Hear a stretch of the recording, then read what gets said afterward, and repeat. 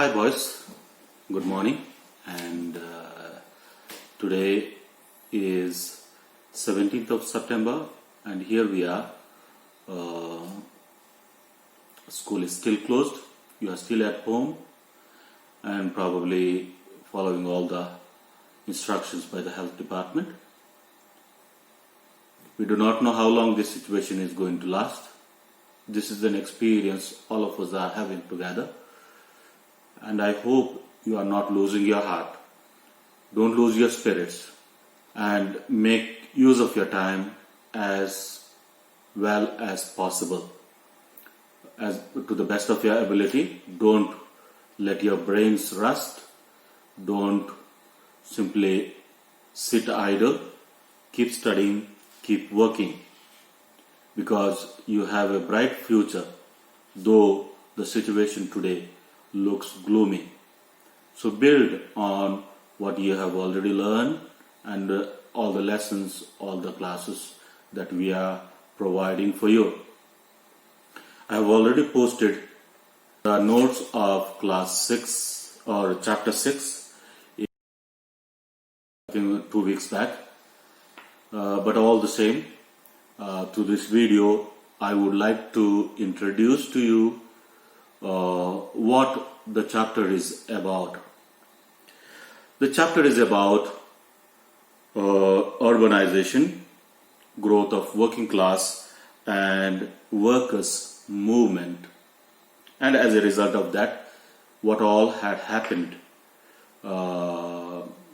in the 20th century. In the 20th century, we have seen very many developments, both technologically as well as intellectually and socially. But this had a history. This is the consequence of what had happened in the 16th, 17th, 18th centuries. Any development doesn't take place all of a sudden. There is a gradual build-up for that. So, in this chapter we are going to see 3 issues. The first one is the Industrial Revolution. And the second one is the Socialist Movements. And the third one is the women's suffragate or women's fight for voting right, which many countries did not have. For that matter, many countries did not provide the voting right or the participation in the running of the government or the choosing of the government was not provided to all the citizens. That right came about gradually. The first one is Industrial Revolution. We see during the time, medieval times, all the industries or all that was produced was in small scale. It was produced in the villages, in small village setup, which is called as guilds, G-U-I-L-D-S, guilds. These were all small scale industries. A person used to provide things from A to Z. For example, a cobbler used to produce the sole, the leather, all the stitching he used to do, and from raw material to the finished product he used to manufacture everything. So a cobbler could say proudly, I produced this shoe. So also a person producing needle, maybe from finding the raw material, the iron ore, to producing the needle, a person was involved in it. The smith, blacksmith, was involved in it from A to Z, in all the processes. But those things gradually changed, and the things came to be produced in the company, in the factories. And the factories always were concentrated in the urban areas, in the towns, where so many things were possible. First of all, the navigation was possible. The roads were there from where they could get all the raw material from. And therefore, in urban areas, the factories came up. And as a consequence of this phenomena is the urbanization. People from the villages in search of work came to the towns, to the urban areas. And as there were many factories, so were also the number of workers. So this phenomena is called as urbanization. The mass migration of the people from the villages to the towns is called urbanization, and this was a necessity because of the provision or opportunity for work. If you see the cities of Bombay or Calcutta, you have many people who have come from the village areas, and they have come there because there were at one time job opportunities. That is a typical case of urbanization. But with urbanization comes all the other ills or evils. After the factory work, what will they do? Or the places where they stay, because the space is limited, is very congested. There's hardly any room to move around.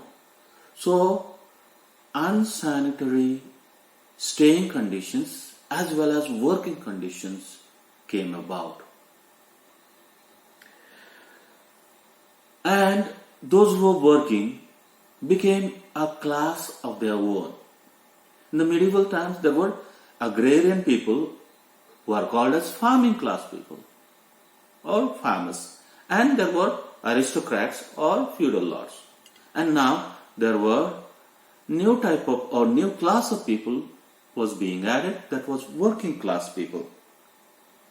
And this class as a group was a quite large group, and therefore they had some power or some bargaining power, which we call it as, whenever social issues came up. And these factory workers, as they were working in the factories, when they saw certain situations which was not in their favor, they also started thinking, just like the factories were owned by big businessmen, and most of the profit that was made with the production of goods was going into those owners' pockets. And there was a rich class. So the working class, always having meager measures, being paid low, the working condition very unsanitary, they had to work in very unsafe working conditions. They started demanding for better working conditions and better pay.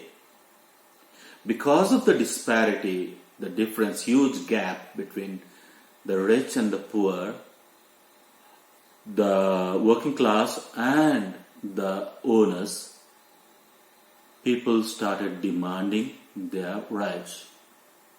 And during this time, Karl Marx came out with his Communist Manifesto, which more or less largely speaks in favor of the working class.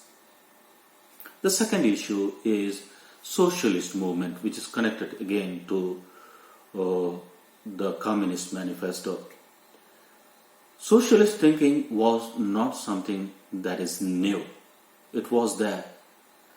But it came out in a big way in the second part of 19th and 20th century. The first part of 20th century. After the Renaissance, which you know after 15th, 16th centuries, people started demanding their own rights.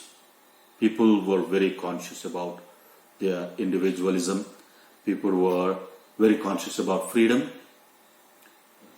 But that made man very important. Individual very important. It was individual in the society. But with socialism, another type of thinking emerged. And that thinking is this: the society is important. Individuals are like pawns or soldiers, are part of the society. And therefore, any individual amassing plenty of wealth is wrong. It has to be distributed. It belongs, any richness that is there, any wealth that is there, has to be distributed properly. Sounds good, but it has its own pitfalls. And this socialist movement was directly at loggerheads with the owners and the aristocratic people. And this socialist movement made its headway mainly in Germany. And the greatest opponent of this socialist movement is Bismarck. It took place also in France as well as to an extent in Britain, but it was evident in Germany. Bismarck, being an aristocratic person, he did not like the privileges of the aristocratic people to be gone forever. So therefore, he made sure that socialism was rooted out of Germany. But remember here, Germany was not a country, was not an empire until 1870. Germany was a group of small federations or states which were brought together by Bismarck himself under the leadership of Kaiser Wilhelm I. So the opposition of Bismarck to socialism was very much